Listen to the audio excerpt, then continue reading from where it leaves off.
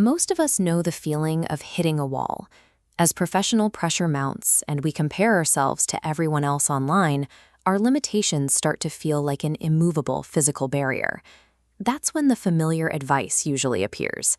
Nothing is impossible. The word itself says, I'm possible. At first, that feels hollow. It sounds like a generic social media caption or a shallow thought scribbled in a journal to fill space. But those words belong to Audrey Hepburn. This was a woman who survived a Nazi occupation as a teenager, forced the film industry to adapt to her own standards of elegance, and spent her final years confronting global famine. When we look closer at her life, we find that her quote isn't a cliché.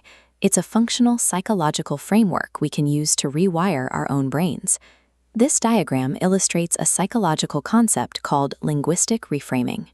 It is the act of changing your language to shift your focus from an external obstacle to an internal challenge. Hepburn had to master this during World War II in the Netherlands. She spent her youth under Nazi occupation, subsisting on meager portions of bread and potatoes while facing constant starvation. The danger was omnipresent. Living under the constant surveillance of an occupying army made the idea of resistance feel like a literal impossibility. She survived by reframing her reality. She ignored the impossible macro situation and focused entirely on what she could do, secretly carrying messages in her shoes to aid the resistance. Linguistic reframing isn't about ignoring a crisis. It's about finding the one actionable path that remains open when everything else is shut. To take that path, you need self-efficacy, the psychological belief in your own ability to succeed and exert control over your environment, despite your limitations. This belief defined Hepburn's career. When she arrived in Hollywood, the studio system was a rigid machine that expected every leading lady to conform to the era's standard bombshell image. She used her personal agency to reshape elegance on her own terms. She favored ballet flats, sported short hair, and simple silhouettes, refusing to be molded into someone else's definition of a star. Her ultimate act of self-efficacy came at the absolute peak of her influence. Following Breakfast at Tiffany's, she decided to walk away from the industry entirely.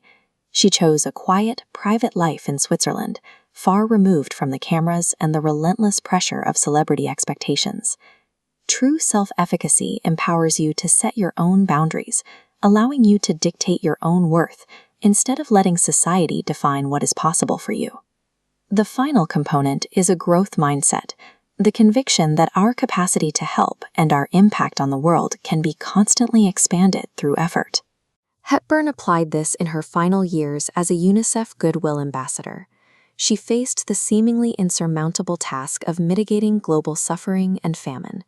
She spent months in the field across Ethiopia, Somalia, and Bangladesh, documenting the crisis from the center of famine zones to ensure the world couldn't look away.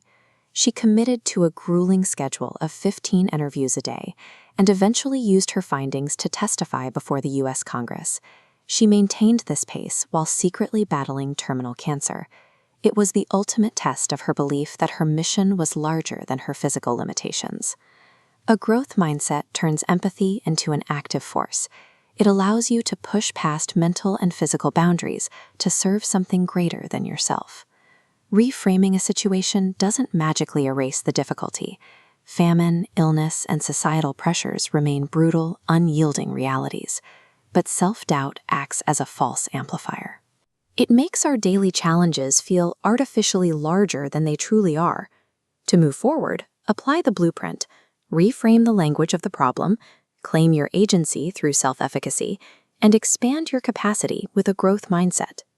While obstacles like disease or poverty are undeniable facts, the belief that they are insurmountable is a mental choice. Hepburn's life shows that the most restrictive barriers are the ones we build in our minds, constructs that shatter only when we decide to move. The word impossible contains its own solution, but only for those willing to look at the world through a lens of resilience.